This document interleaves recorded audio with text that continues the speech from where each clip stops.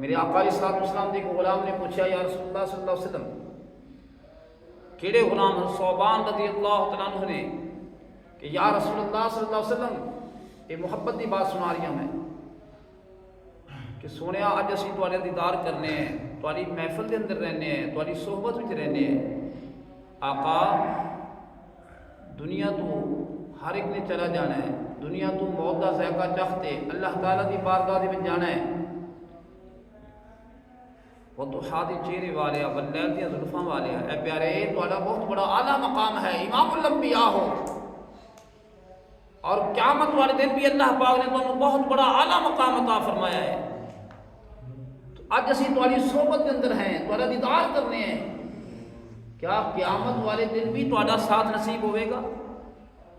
جنت دے وچ بھی تواڈا دیدار نصیب ہوئے گا، رفاقت ملے گی؟ تو خالق کائنات نے فرمایا جبریل عرض کی یا رب جلیل، فرمایا جاؤ میرے پیارے محبوب صلی اللہ علیہ وسلم دی بارگاہ وچ قرآن لے کے جاؤ، قرآن کریم کی آیت پاک اتری میرے آقا علیہ الصلوۃ والسلام نے غلامہ دی بشارت واسطے۔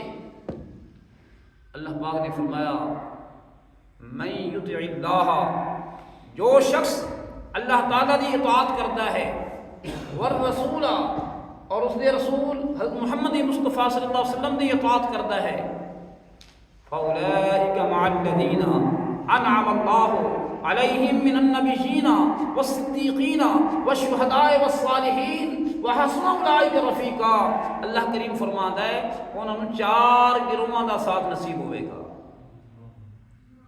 چار گروہاں دا ساتھ نصیب ہوئے گا۔ پہلا گروہ انبیاء علیہ الصلوۃ والسلام دا جنت دے اندر، دوسرا صدیقین دا، تیسرا شہدائے کرام دا، چوتھا صالحین اللہ دے ولیاں دا۔ اللہ پاک فرمایا وحسن اولئک رفیقا، یہ ساتھی بڑے سونے ساتھی نے، بڑے اچھے ساتھی نے۔ تو دوستو اس واسطے علامہ اقبال لاہوری رحمۃ اللہ علیہ فرمایا کہ محمد سے وفا تو نے تو ہم تیرے ہیں، یہ جہاں چیز ہے کیا لوح و قلم تیرے ہیں۔